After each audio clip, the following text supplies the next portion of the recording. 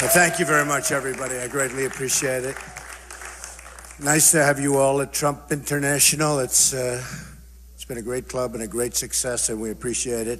Have so many of our members. It's beautiful.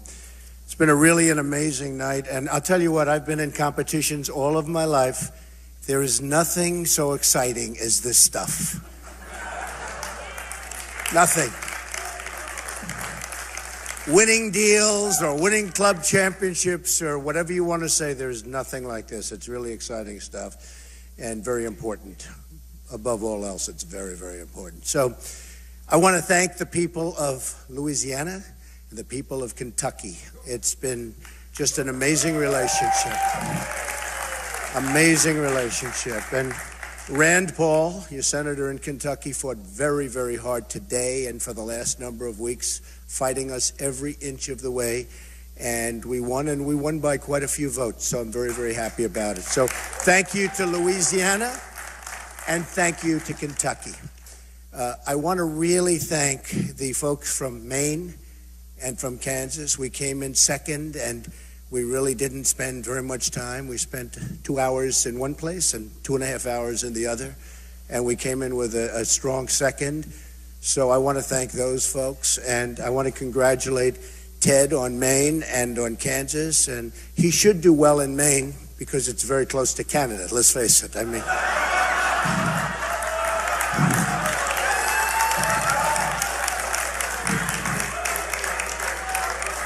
a lot of truth. I think Marco Rubio had a very, very bad night. And personally, I'd call for him to drop out of the race. I think it's time now that he drop out of the race. I really think so. I think it's probably time. You know, I don't think tonight he can get up and rant and rave and, oh, he did great. He comes in third. He comes in fourth. Every time he comes in third or fourth, he says, you got to be able to win. And he has not been able to win, and I think it's time that he drops out. I would love to take on Ted one-on-one. That would be so much fun. Because Ted can't win New York, he can't win New Jersey, he can't win Pennsylvania, he can't win California. I want Ted one-on-one, okay? So I think one of the reasons we did so well tonight and so strong is that we really had a good debate. I think we did very well. I was hit from every side, every angle that you could be hit from, very viciously actually, but I think we did very well in the debate. I do say this, we're marching along and I think we're doing very well in Florida. Today I was in Orlando. We had a group of at least 20,000 people. We had to send 10,000 people away. The place was packed and it was an amazing day. And I love the people of Florida. It's my second home. We're in Florida tonight.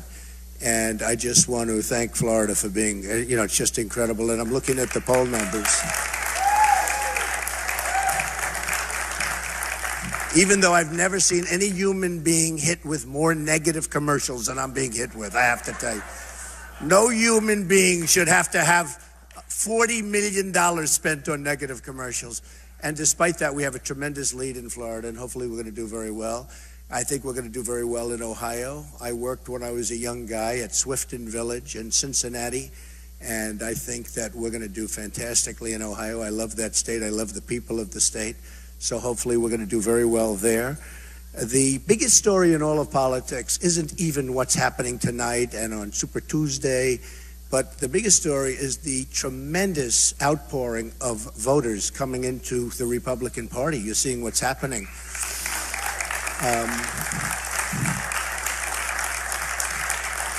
Millions and millions of people are coming in and voting, and they've never seen anything like it before. Actually, they're doing covers on Time magazine because it's a movement. What's happening is a movement. And I'm very honored to say that if I were not involved, that wouldn't be happening. Well, I'm only kidding. Actually, I'm not kidding, but I'll say I'm kidding because I want them to say I'm a nice person. But you're talking about millions and millions of people, and we have a dynamic party. And as a party, we should come together and stop this foolishness. We have something, and I was thinking about it today for the first time. The establishment is very unhappy with the way things are going, and I can understand that, although I used to be part of the establishment. 7 months ago, before I decided to run, I was part of the establishment. But now I'm not part of the establishment. Once I announced I was running, they said, what's he doing? Why is he running? He's not supposed to be running. We want people that we can control. We want people that we can give money to, so that if we want something for pharmaceuticals or for electric or for utilities or for lumber or for oil and gas, we have total control over our senator or our congressman. So, you know, I'm self-funding. I'm not taking their money. They have no control. I'm going to do what's right for the American people, and that's very simple. So they're not happy. But I was thinking today, because I love the Republican Party, and I love the conservative, and I love a lot of people that are very good friends of mine, and I've been a member for a long time. But today I was thinking, for the first time, really thinking about this. We lost a great man, Justice Scalia. He needs to be replaced, and you can only replace him with somebody truly great. He can never be replaced. He was really something. A very, very good friend of my sister, who's a federal judge and on the Court of Appeals, and highly respected. And that was totally unexpected. It just shows what happens, totally unexpected. So we have a situation where they're now saying, well, maybe we're not going to be able to beat Trump the normal way, so we'll run a third-party candidate. And maybe we can't get on all the states. We'll do enough that it's impossible for Donald Trump to win. And I'm saying, what are they doing? Because we're going to appoint a conservative, great judge, high intellect, very conservative, something that will make the people in the Republican Party very happy, someone that will make the people very happy. If they run a third party or an independent party, if they do that, it will make it impossible for the Republican candidate, on the assumption it's me or anybody, to win. If that means losing, that means that Hillary Clinton, who should not be allowed to run because of what she did with the emails, should not be allowed to run. But on the assumption that they did that, it would be impossible for the Republican to win. And obviously the independent or third party could not win. So the Democrats would have an absolute free run. Probably you wouldn't even campaign because it would be impossible to win. And what does that mean? That means that automatically they are going to appoint very, very, very liberal judges. And all of this time that the Republicans are fighting, saying that we don't want President Obama to appoint the judge, it's not going to matter, because the new president, who would be a Democrat, will appoint the judge, so it no longer matters. And you're probably talking about, because it just seems to be, the appointment of 3, 4, or 5 Supreme Court judges. And you got to start thinking about that, folks, because anybody that does a third party, that's what it's going to mean. Very simple. It guarantees, 100% guarantees the election of the Democrat. That means the appointment of Supreme Court judges, 3, 4, or 5. That is a total wipeout for conservatives and for Republicans. So start thinking about that. Start thinking about it. This was just an exciting time.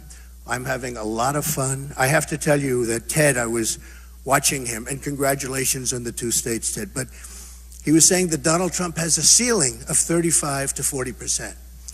Well, CNN just came out with a poll 2 days ago that said I have 49% compared to his 15%. So I guess it's not 40. I mean, I have a 49% number. Some of the polls are showing over 50%, and I don't even think they're accurate. I've won many polls, as you know, against Hillary Clinton directly, and I'm the only one that's going to beat her, if she's allowed to run. I'm the only one that's going to beat her. And the only one, remember that. And I am the one person, trust me, that she does not want to run against. Now, we only had one little skirmish, and that was 4 weeks ago, and that was not pleasant for her and Bill. But I'm the one person. And you know, I'm really ashamed of the press because they got it wrong. They didn't give me any credit when she went like this. Do you remember when she was beating Bernie easily? And then 4 weeks ago, all of a sudden, Bernie was doing great. You know why? because she went down. You know why? Because of my skirmish. And I got no credit. Please give me some credit for that, okay?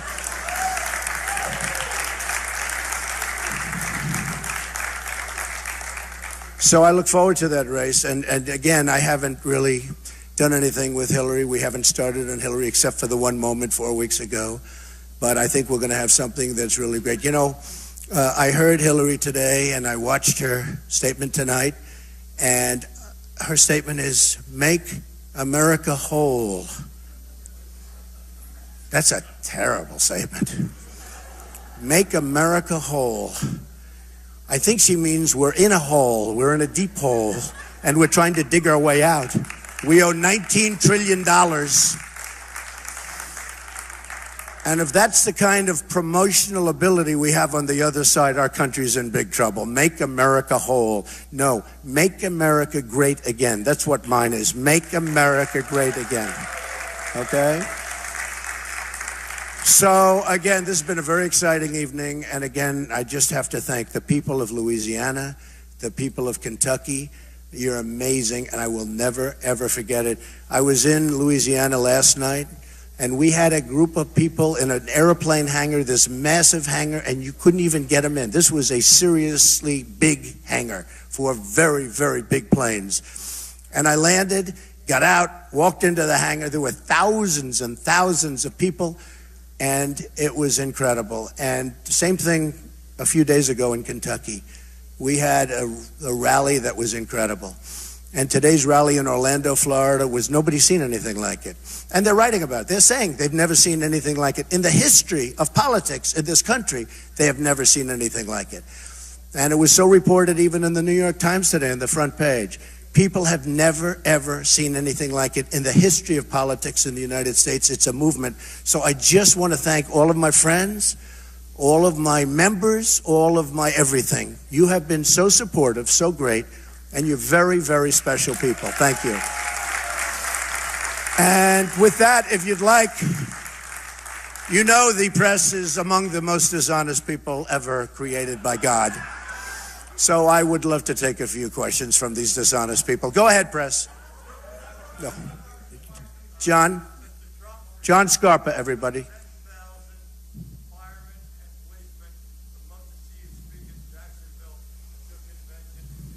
Okay, if I can do it, I'll do it, John. John Scarpa, everybody. Thank you, John. If I can do it, I'll do it. Yes, sir, go ahead.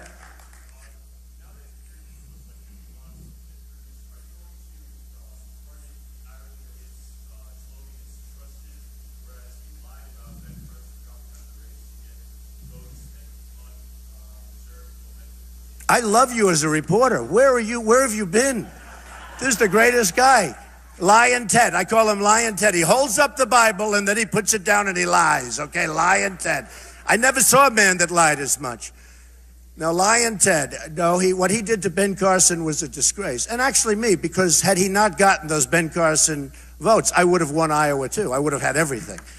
So, no, Ted was, and what he did, frankly, when he did voter violation on a form that looked like it came right out of a government agency, voter violation.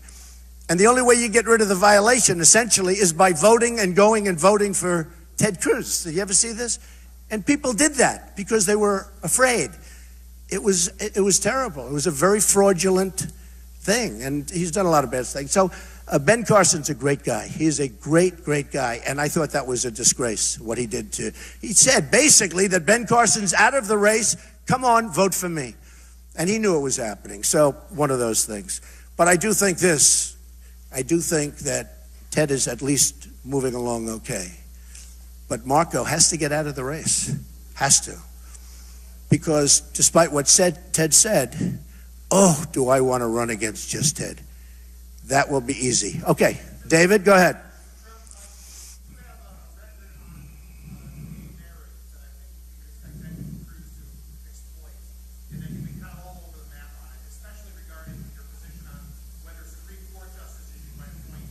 Yeah.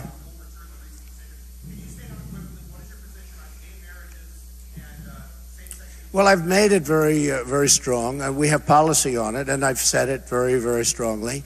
And I think you know it. And it's all done, and I mean, how many times do I have to say it? It's like David, it's like, as an example, what is my position on 900 different things? I've said it 150 times. We're not here for discussing that, but everybody knows how I feel on it. Question? David, sit down, please. Sit down. David, sit down. You know my position. Yes, go ahead. Yes, John, go ahead.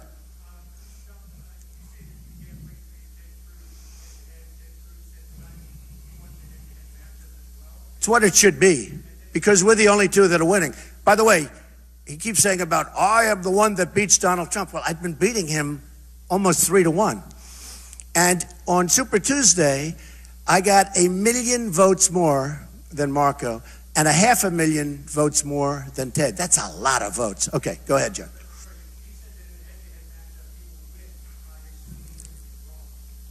Oh, he'll not win. No, he's not going to win. He's not going to win. And he's not going to win. You know what? He can't win.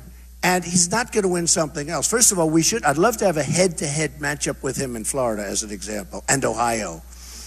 But in New York, he's not going to get very many votes. In New Jersey, in Pennsylvania, in Ohio, he's just not going to get very many votes.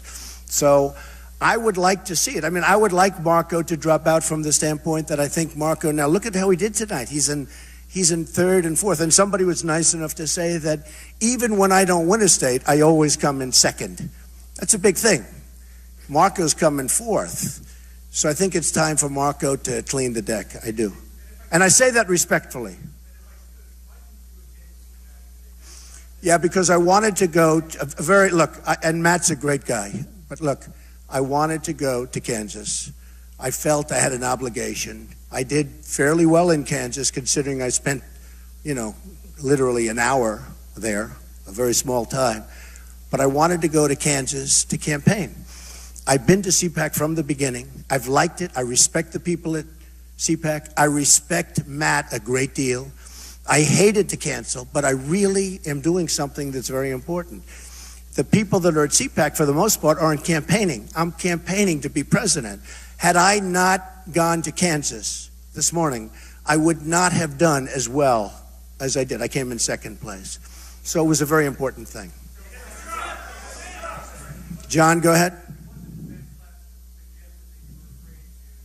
Afraid. I've taken more questions from reporters than any human being maybe that's ever lived. I mean, give me a break. Right. No, I don't care. No, I was hearing Matt say today, and it was very interesting, but I was hearing Matt say I didn't like the format.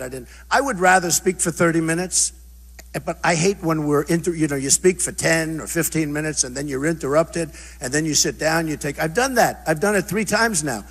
I would rather speak, but if somebody wants to ask me in the case of Dana or the case of Sean Hannity or I would love to do that.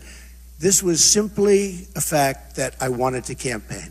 And I'm campaigning. Very few people are campaigning. And I'm very happy I did it. And I met a lot of great people in Kansas. Mr. Phil Ruffin, who's one of the most successful people in the United States, really worked hard in Kansas. And I felt I owed it to him and a lot of people to go there this morning. Yes, sir. Yes. Family? Yes.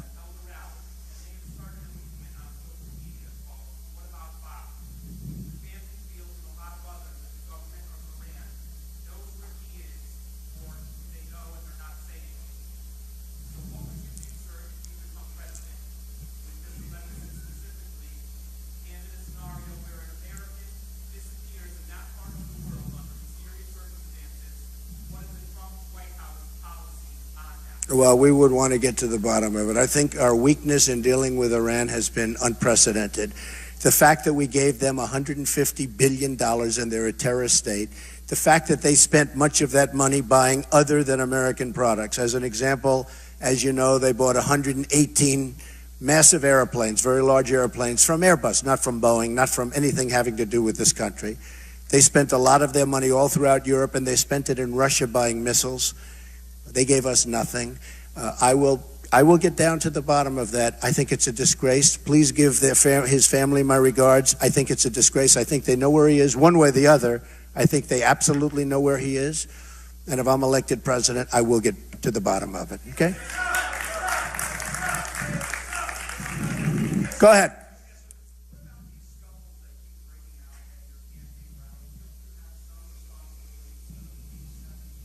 Well, I have nothing to do with it. You know, when you have 25,000 people in a building, you know, today we had to send away so many thousands of people, we couldn't get them in. When you have that many people, if you have 4 or 5 people or 10 people stand up out of 22,000 that are in this building that I'm speaking to, a very great entertainer said, Donald, you're the biggest draw in the world without a guitar, which is a sort of an interesting.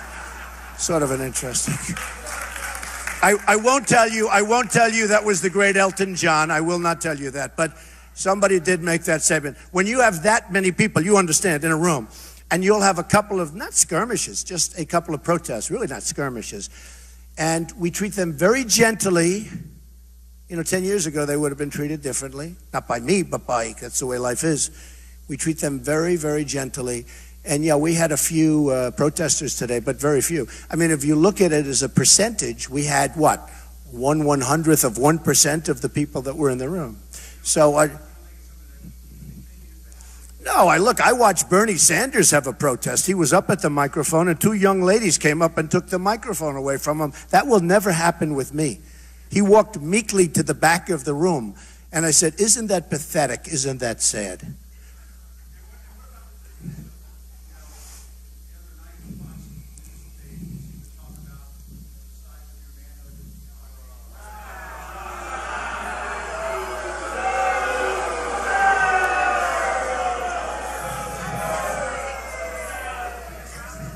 Yeah, well, I mean, this is the problem with reporters. Look, just so you understand, not me. Somebody else, Marco brought it up. And do you notice? Okay, now look, you look at what happens to Marco. No. Let me tell you, I didn't bring it up. Excuse me. Somebody else said, Donald Trump has small hands. So I said, small hands? These guys know. I hit a ball 280 yards. Stand up, my club champion, stand up. Do I hit the ball good? Do I hit it long? Is Trump strong? Huh? So I just simply held up the hands. These are very strong hands, and they're fairly large, actually. But you know what? It was interesting because, and you shouldn't even be bringing this up, to be honest with you, but it was very interesting because the day after he said that, I'm shaking hands with people, and everybody's saying, wow, you have strong hands. You have very big hands. The guy... What happened is Marco just made it up out of nowhere because he's a politician, and politicians lie and they say bad things, and if you don't call them out for it, you don't. Now, I didn't bring it up. He brought it up, but I finished it. And I'll tell you about Marco. It's very interesting. Marco attacked me viciously a week ago, 2 weeks ago. So far, every person that's attacked me has gone down. Look at his numbers tonight.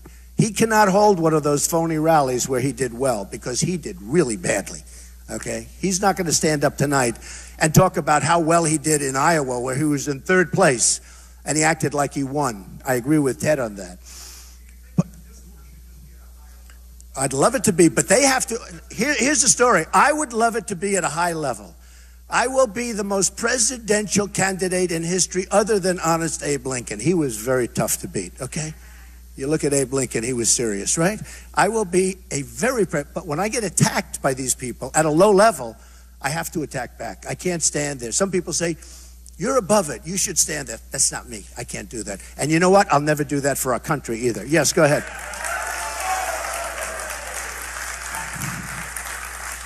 Okay, go ahead.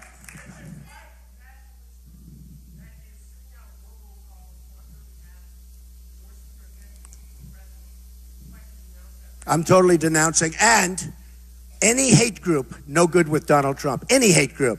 I didn't know that, actually, but if you're telling me, I will believe it. I totally denounce, okay?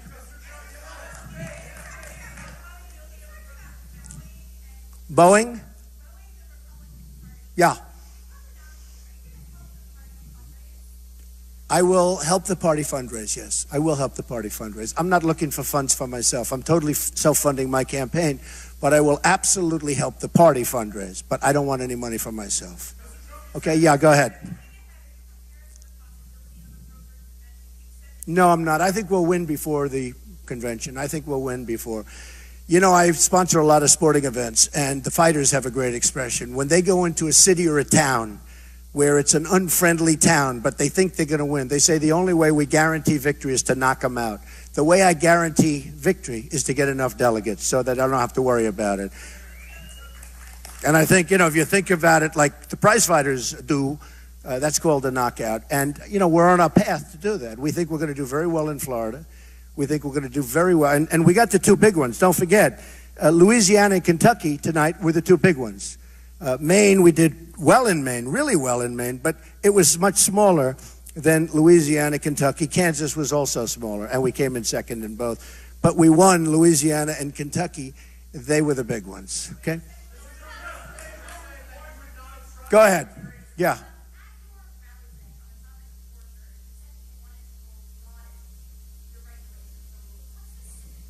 Okay.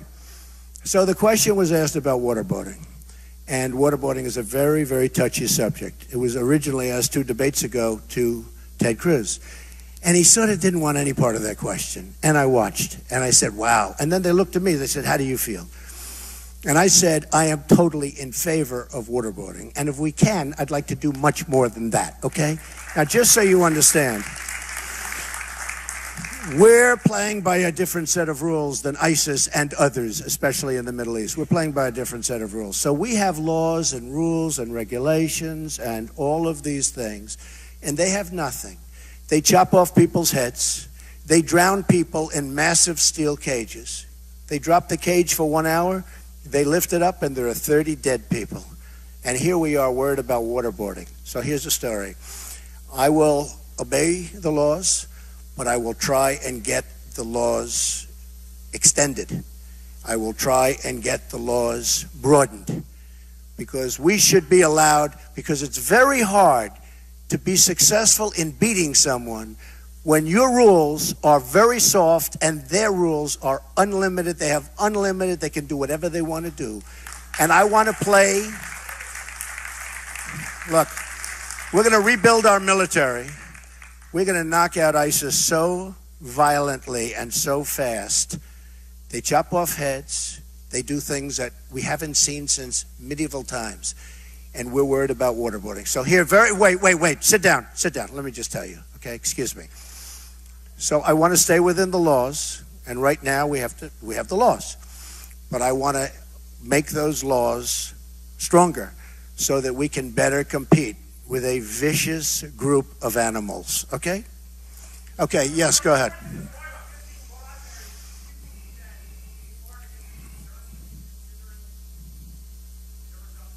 I think we're going to do great. I think we have a 20-point lead or something like that in Florida. Go ahead.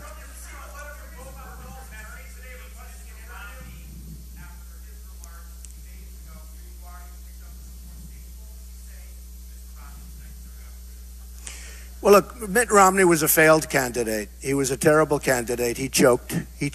Absolutely choked as bad as I've ever seen, other than Marco when Chris Christie was grilling him. That was a big choke also. I thought he was going to collapse. I was standing right next to him. I was getting ready to hold him up with these very powerful hands, okay? That was a collapse. That was a choke. But Mitt Romney choked. As a candidate, he choked. And he knows how I feel. And when he was thinking of getting into the race 7 months ago, 8 months ago, I said, you cannot let, it's too important. I said, you cannot let Mitt Romney in this race. He's a choker. And through sports, I can tell you, I have some great sportsmen right here. When you see somebody choke, generally speaking, once a choker, always a choker. Now, Mitt Romney gave that election away. That was an election against a failed president that should have been easily won. Mitt Romney didn't work hard. That last month, he disappeared. And say what you want about President Obama. He was on Jay Leno. He was on David Letterman. He was all over the place. And where was Mitt Romney? We're still looking for him. And if he would have devoted the same energy and time to winning the presidency 4 years ago, as he is now on trying to destroy our party and the unity of our party, he would have won that election. And we wouldn't have had the problems that we have right now. So, ladies and gentlemen, I want to thank you all. This has been amazing. It's very exciting. And I look forward to seeing you many times in the near future. Thank you very much. Thank you. Thank you. Thank you very much.